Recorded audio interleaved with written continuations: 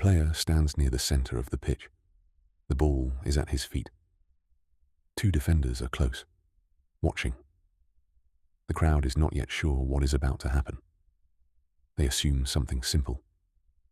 A pass, maybe. A short touch and a move to the side. Instead, the ball shifts. Not quickly, not violently. It moves with a kind of measured confidence, as if the player has already decided what comes next and is simply waiting for the defenders to catch up. One defender lunges. The ball is gone. The second defender turns. The player is already past him, already somewhere else. This was Jay-Jay Okocha, not a player who rushed the game, a player who changed its pace and then let others struggle to match it. His full name was Jay-Jay Okocha. He was born in Enugu, in eastern Nigeria, in 1973. Over the following 3 decades, he played in Germany, Turkey, France, England, and Qatar. He won cups and earned caps. He was named African Footballer of the Year twice. He made defenders look slow without ever seeming to hurry. But the story does not begin on a professional pitch. It begins somewhere simpler and quieter than that. Enugu is a city in southeastern Nigeria, sitting on a plateau in a region that was once the heartland of coal mining in West Africa. By the 1970s, the industrial identity of the city had softened, but it remained a place with its own culture, its own pace, and its own way of living. Jay-Jay Okocha was born there on August 14, 1973. He was one of several children in the family, and from an early age, he was surrounded by football. His older brother, Emmanuel Okocha, played the game seriously and would go on to have a professional career of his own. Emmanuel was the first footballer Augustine watched closely.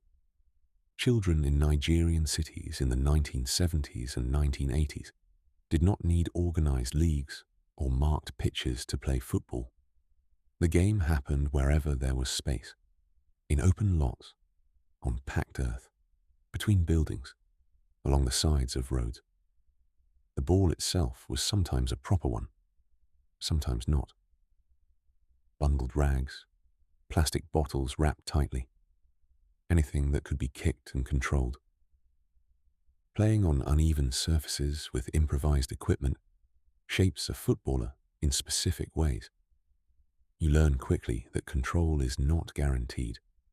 You learn to adjust your touch, to improvise, to feel the ball rather than just kick it.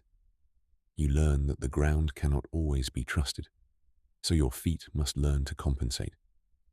Okocha grew up practicing in these conditions. The streets and open spaces of Enugu were where he first learned to keep the ball close, to change direction without warning, to use his body to shield and turn and shift. These were not drills. They were habits, built through repetition over long afternoons in the heat. His older brother, Emmanuel, was an influence in the way that older siblings often are, not through formal instruction, but through proximity. Watching someone older and more skilled play gives a younger player a model to imitate. Emmanuel played with ambition and physicality. Augustine watched and absorbed. By his teenage years, Augustine had already developed the close control that would eventually make him famous. It was not something anyone had designed for him. It emerged from years of playing in tight spaces, where losing the ball meant chasing it across rough ground or starting the whole game over. The boy was quick-footed by necessity, before he was quick-footed by talent. The path from Nigerian street football to European professional football has never been straightforward. In the late 1980s and early 1990s, there were very few established networks connecting West African players to clubs in Germany or France or England. Scouts did not frequently visit Enugu.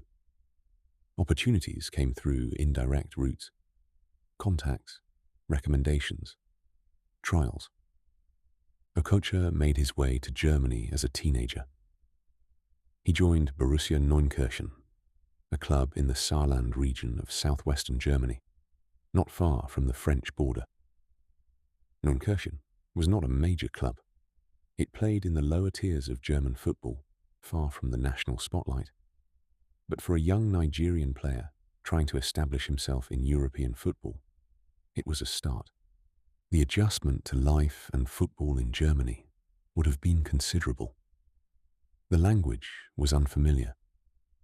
The climate was colder and greyer than anything he had grown up with.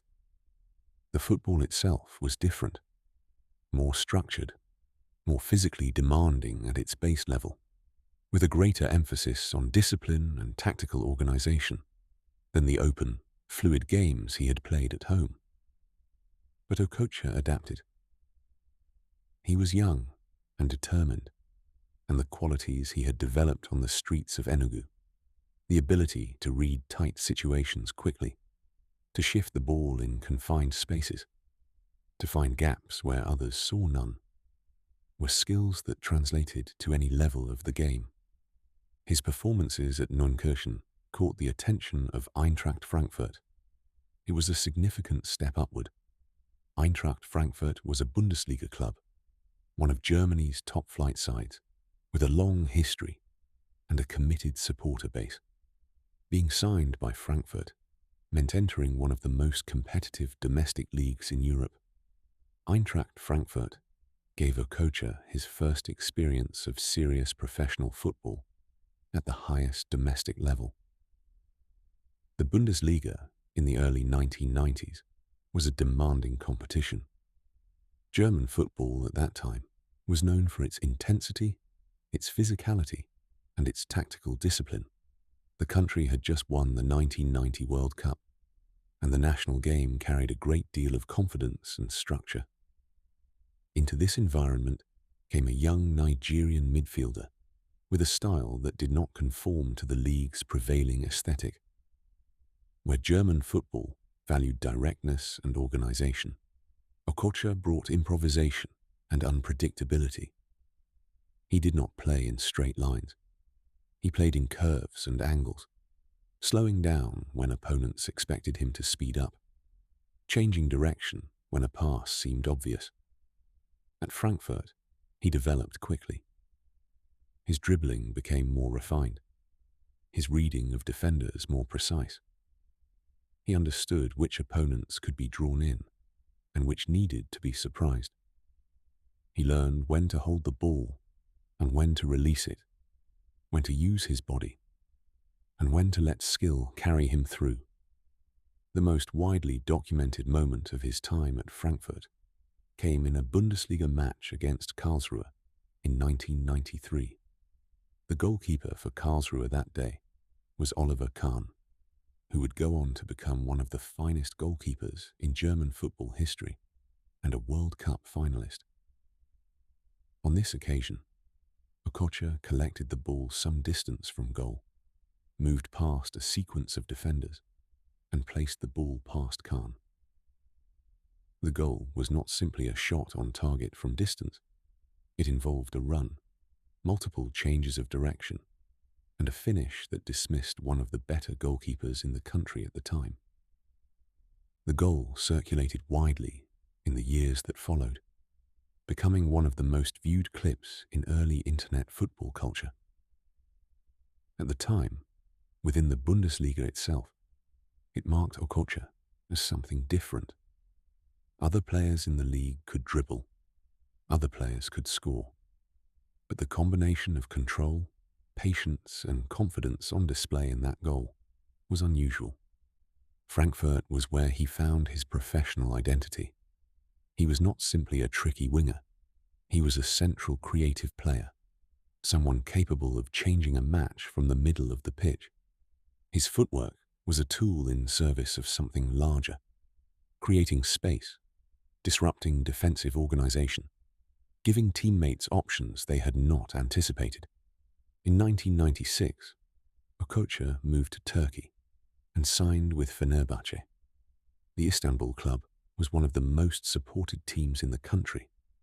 playing in a league that had been growing in stature and attracting bigger names throughout the decade. Turkish football in the mid-1990s carried a particular intensity. The stadiums were loud and tightly packed. The supporters were passionately involved in every match. Away grounds were hostile and physically demanding environments. Fenerbahce, as one of Istanbul's major clubs alongside Galatasaray and Beşiktaş, operated at the center of this culture. For Okocha, the move represented a different kind of challenge than Germany had offered. The Bundesliga had tested his technical quality against organized, disciplined opponents. The Super League tested something different: his ability to perform under pressure, to maintain composure in an environment that was rarely calm, to lead a team that carried the weight of enormous supporter expectation. He became a central figure at Fenerbahce quickly. His ability to hold the ball under pressure, to turn defenders in tight situations, and to deliver creative passes in crowded midfields made him valuable in a league where space was often scarce and physicality was constant. In 1998, Fenerbahce won the Turkish Cup. Okocha had contributed to that achievement across his 2 seasons with the club. The Turkish period of his career was not as widely documented internationally as his later years in France and England, but it represented a significant phase in his development. He had proven he could perform in environments that were emotionally charged and physically intense, not just in the more structured setting of the Bundesliga. The connections he built in Istanbul, the understanding of what it meant to play under weight of expectation, would prove relevant to everything that followed. In 1998, Okocha joined Paris Saint-Germain. The transfer came at a significant moment, both for the player and for the club. PSG had won the UEFA Cup Winners' Cup in 1996 and were considered one of the more glamorous clubs in European football.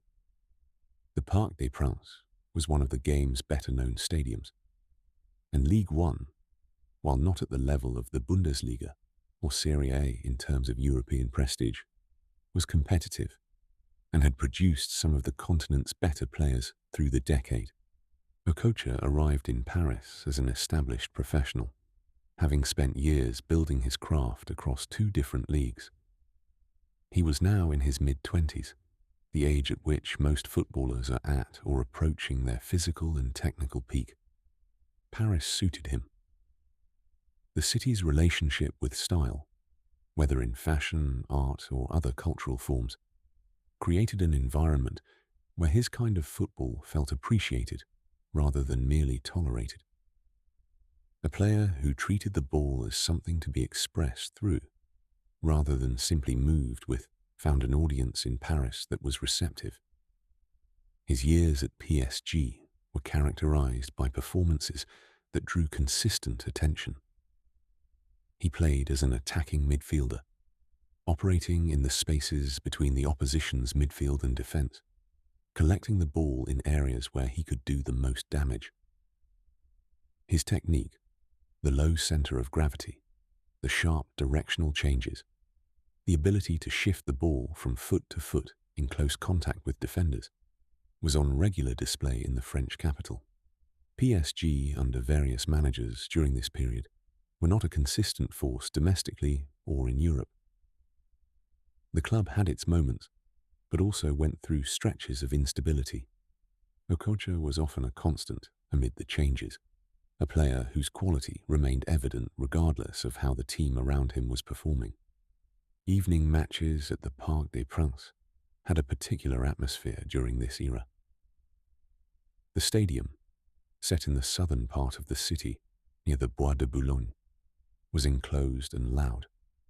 Under floodlights, against opponents from across France, and occasionally from across Europe, Okocha found the kinds of conditions in which he consistently produced his best work. He was named in the CAF African Footballer of the Year awards during this period, recognition of his standing not just in Paris, but across the continent.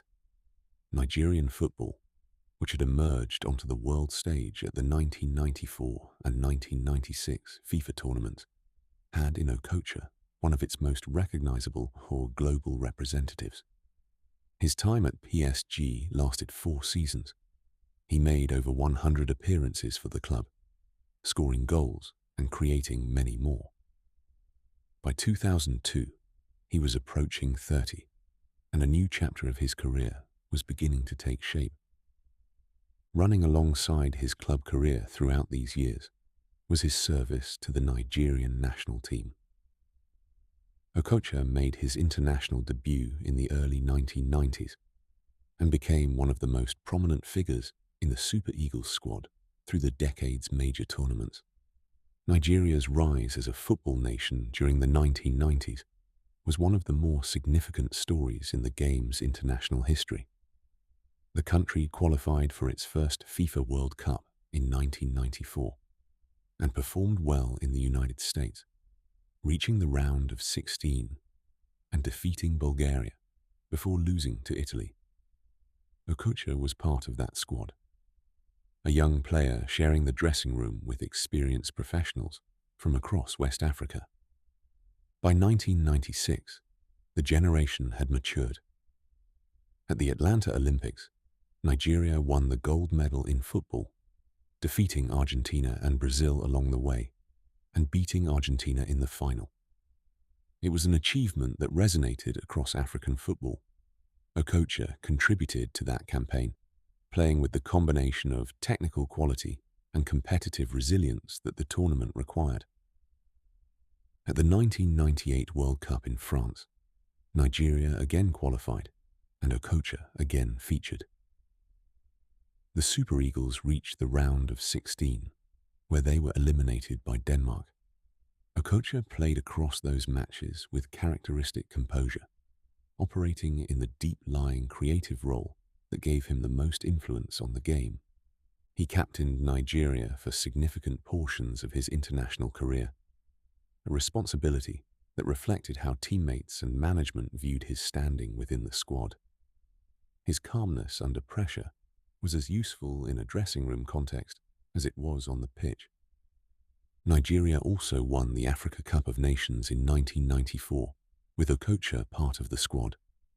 The tournament was played in Tunisia, and Nigeria's victory represented the country's first AFCON title in over 2 decades. For a generation of Nigerian players, it was a defining moment in their collective football identity. His international career eventually reached 73 caps, spanning more than a decade. He carried the expectations that came with being one of the most recognized Nigerian players of his generation with steadiness rather than fanfare. In 2002, Okocha moved to Bolton Wanderers. The club had just been promoted to the Premier League under manager Sam Allardyce, and the arrival of Okocha on a free transfer from PSG was treated as something of a statement. Bolton were building a squad that combined physical robustness with unexpected technical quality. Allardyce's approach to recruitment during this period was distinctive. He understood that a physically demanding team still needed creators, players who could make things happen when direct methods were not enough. His willingness to bring in players like Okocha, alongside Yuri Djorkaeff, Ivan Campo, and later Fernando Hierro, reflected an understanding that the Premier League rewarded variety. Okocha was named club captain at Bolton, a role that he carried throughout his time in the northwest of England. The captaincy gave him a formal position of leadership, but it aligned naturally with how he had always operated. He led less through voice than through performance. His composure on the ball in the middle of a tight Premier League match communicated something to teammates that instruction could not. The English game in the early 2000s was physically unrelenting. Fullbacks tackled hard. Midfields were competitive and compact. Away grounds, particularly in November and January, when the pitches were heavy and the weather was cold, tested players in ways that the stadiums of Paris or Istanbul had not. Bolton played many of their matches in exactly these conditions, at the Reebok Stadium in the northwest, against opponents who were not interested in making the game easy. In this environment, Okocha continued to produce moments that stood apart from what surrounded them. Free kicks that curved precisely into corners, passes that slid through midfield lines to strikers who had not yet made the run, dribbles in areas of the pitch where most players would have played the ball quickly and moved on. He treated the Premier League with the same unhurried confidence he had treated every other league. The pace was faster here, but his pace was the pace he set. The Reebok Stadium supporters responded to him accordingly. He became a fan favorite quickly. His name was chanted regularly. The famous local saying, Jay-Jay Okocha, so good they named him twice, spread across terraces and broadcasting alike. It was affectionate and accurate. The name itself had become a kind of rhythm, the double syllables matching the bouncing quality of the football he played. In the 2002 to 2003 season, his first at Bolton, the club finished in the top half of the Premier League table, a significant achievement for a newly promoted side. The following seasons consolidated Bolton's position as an established Premier League outfit. Okocha was central to that stability. Djorkaeff, his French-Uzbek teammate, brought a similar background of high-level European football to the Bolton midfield. Campo, the Spaniard, added physicality and positional intelligence. Hierro, when he arrived, contributed the authority that came from years at Real Madrid. These were not typical players for a club of Bolton's resources, and their presence together created a midfield environment that was unusual for the English game's middle tier. His 4 years in the Premier League remain the most internationally recognized phase of his club career. The combination of visibility, English football had enormous global reach by the early 2000s, and the consistency of his performances meant that this was the period during which many fans around the world became familiar with him. It is worth pausing to describe what Okocha actually did with a football, because it is easy to use words like flair or creativity without conveying much that is specific. He played primarily as an attacking midfielder. His position gave him the freedom to receive the ball facing the opposition goal rather than facing his own, which is where creative players typically do their best work. But his style was not defined by position alone. His center of gravity was low. He was not tall, and he kept his body compact when moving with the ball, which made him difficult to dispossess because his weight was distributed in a way that made him stable, even under contact. Defenders who tried to muscle him off the ball found that he was harder to shift than he looked. His close control was exceptional in the sense that the ball never seemed to travel far from his feet, even when he was moving at pace. Most players require a slight gap between themselves and the ball in order to run at full speed. Okocha reduced that gap consistently, which meant that his changes of direction could happen very quickly, without needing to regather the ball first. The feints he used were body feints, rather than just foot movements. He would shift his shoulders, drop his hip to one side, or lean in a direction that suggested he was about to move, and then not move in that direction. Defenders respond to body signals, not just to the ball itself. A player who can send false signals with his body before making the real movement buys himself fractions of a second of space. Over the course of a match, those fractions add up. He also varied his rhythm deliberately. Football has a natural cadence, a pace at which most players are comfortable operating. Okocha would play at that pace, and then, without warning, slow down, holding the ball, taking an extra touch, waiting. Defenders who had been following his rhythm would be caught slightly off balance by the deceleration. Then the acceleration that followed was harder to match. His free kicks were a distinct part of his repertoire. He had the ability to strike a stationary ball with a curving, dipping trajectory that was difficult for goalkeepers to judge. The technique involved hitting across the ball with the inside of the foot at a particular angle, generating the kind of spin that caused late movement in the air. He was not the only player of his generation with this skill, but he deployed it with enough consistency and accuracy to make it a reliable weapon. None of these things were simply gifts. They were skills built through thousands of hours of practice, beginning in the open spaces of Enugu and refined across a professional career that moved through 4 different countries and 4 different football cultures. After his time at Bolton ended, Okocha moved to Qatar. He signed with Qatar SC in 2006. The Qatar Stars League, as it was known, was at that stage a regional competition rather than a global one. Several European and South American players had taken contracts there as their careers wound down, drawn by the financial arrangements that Gulf football offered. Okocha was in his early 30s when he arrived in Qatar. The intensity of his game had not disappeared, but the pace of Premier League football, which demands a very high level of physical output, was something he had moved beyond. In Qatar, the demands were different. The heat was significant, the competition less relentless, and the game gave him space to continue doing what he had always done, without requiring the same physical energy expenditure. He returned briefly to England, signing a short-term contract with Hull City in 2007. Hull were at that point in the Championship, the second division of English football. The stay was brief and did not produce any particularly notable moments, but it underlined that England remained somewhere he was drawn back to.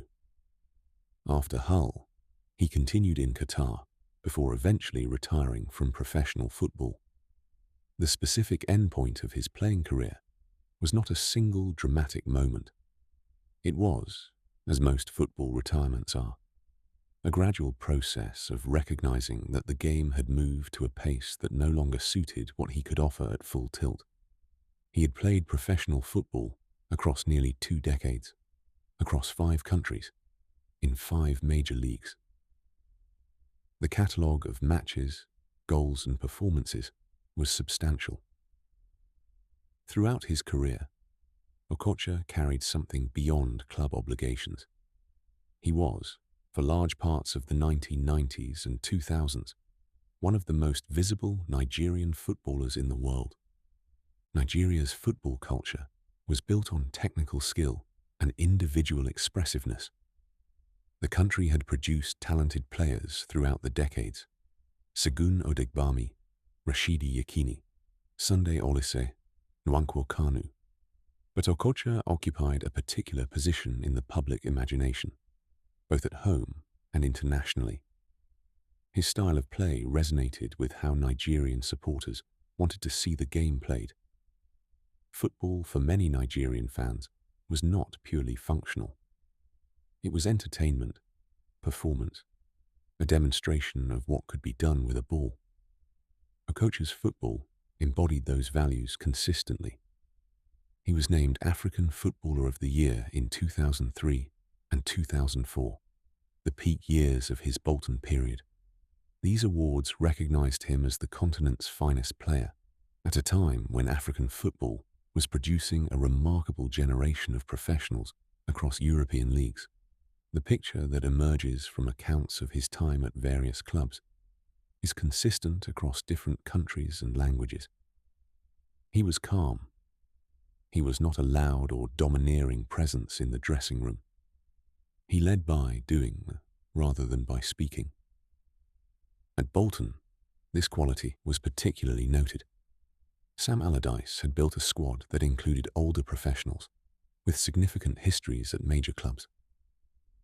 Fernando Hierro had played for Real Madrid in Spain for many years. Ivan Campo had won titles in Spain. Yuri Djorkaeff had been a World Cup winner with France in 1998. These were experienced men, not easily impressed, not inclined to defer without reason. Okocha's captaincy was respected within this context.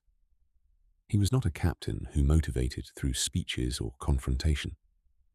He was a captain whose approach to the game communicated something quieter and more durable, a certainty that the work he was doing was right, and an invitation for teammates to match it. Opponents who played against him regularly noted his ability to stay relaxed under pressure. Midfielders who were tasked with marking him described the difficulty of anticipating his movements. Physical pressure did not produce the expected results. He absorbed contact and continued. Tactical marking, where a midfielder is assigned specifically to follow and disrupt, was also complicated by his ability to move into unusual areas and find the ball in unexpected positions. Moving between Germany, Turkey, France, England, and Qatar over the course of a career is not simply a matter of changing training facilities. Each country has its own relationship with football, its own expectations of how the game should be played, its own understanding of what a footballer is. In Germany, the expectation was discipline and tactical compliance within a demanding physical framework. A player who wanted to express himself had to earn that freedom by demonstrating that he understood the structure first. In Turkey, the expectation was passion and commitment. The supporters of clubs like Fenerbahce expected not just quality, but investment, a sense that the player in front of them cared about the badge and the city, not just the contract. In France, there was an appreciation for elegance and intelligence.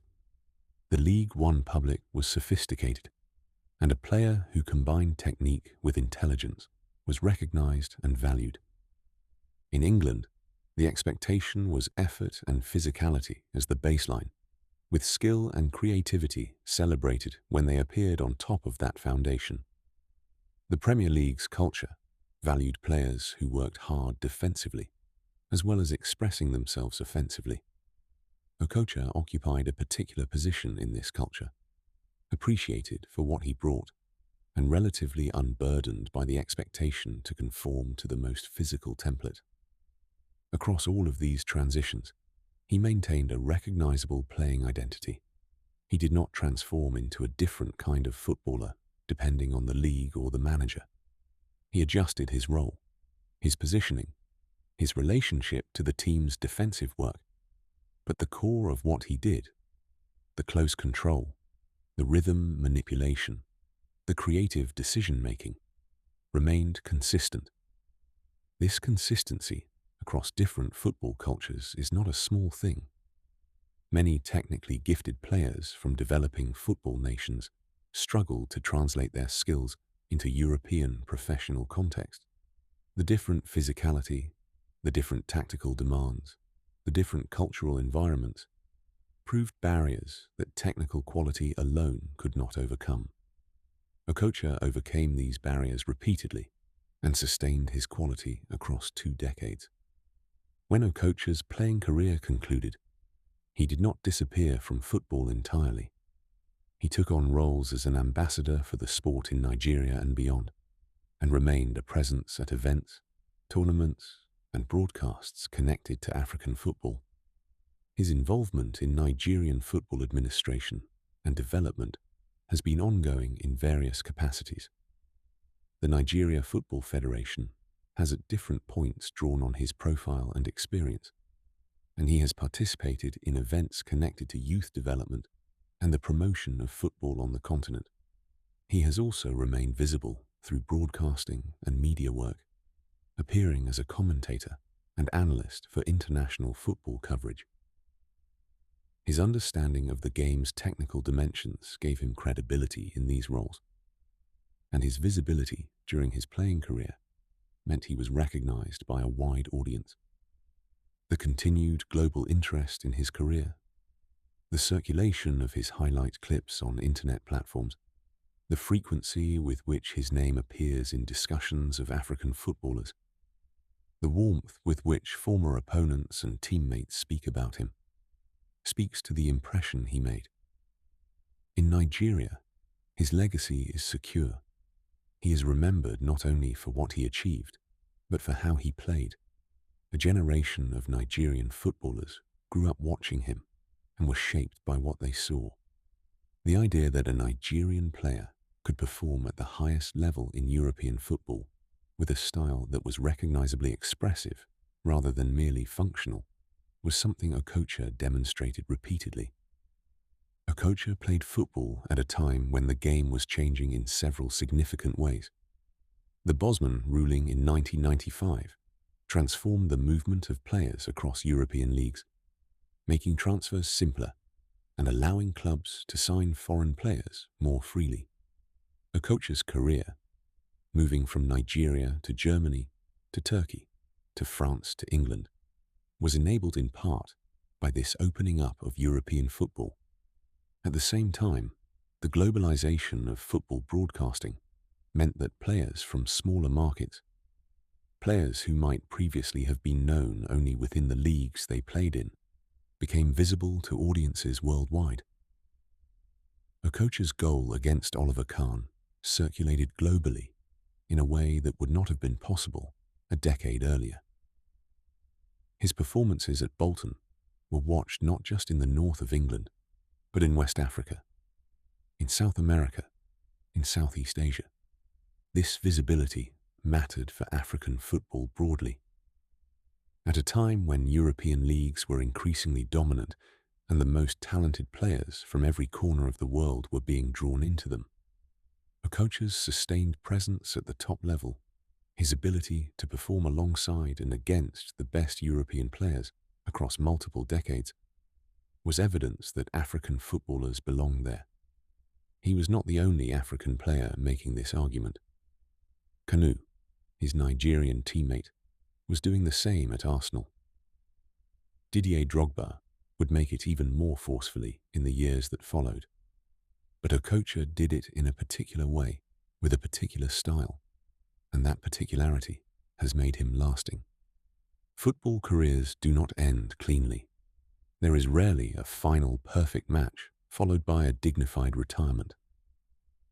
More often, there are the last few years of diminishing involvement, shorter contracts, smaller stages, the gradual recognition that the legs are not what they were, and the game has moved slightly beyond your reach.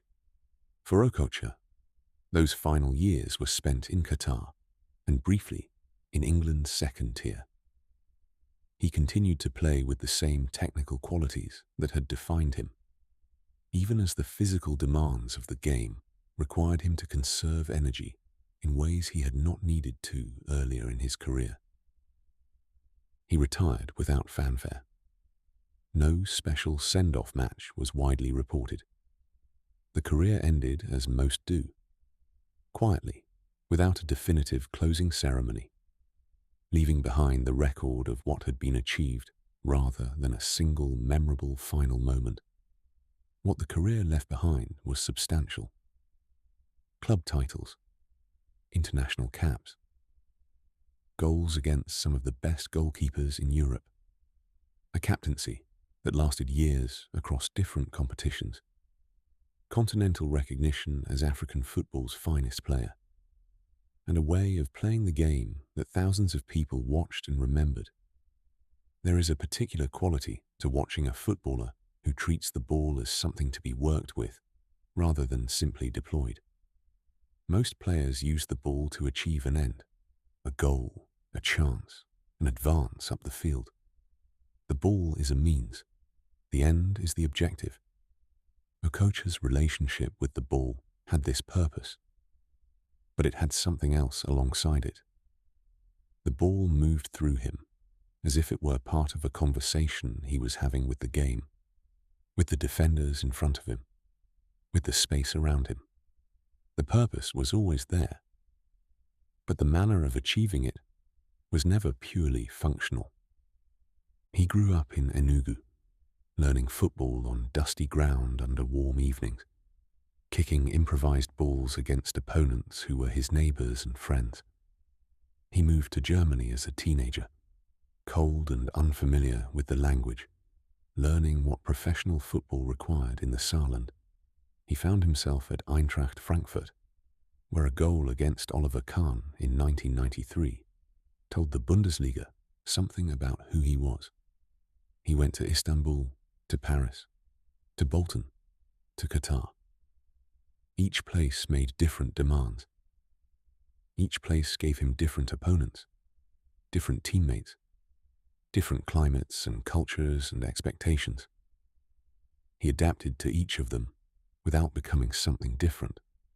The boy who learned to keep the ball close on the streets of Enugu, and the man who captained Bolton Wanderers in the Premier League were, in every essential way, playing the same game. The ball still moved through him with the same deliberate confidence. Defenders still lunged and found nothing. The stadium still watched, and still saw something it had not quite expected. That was Jay-Jay Okocha. The game was expressive because he chose to express it.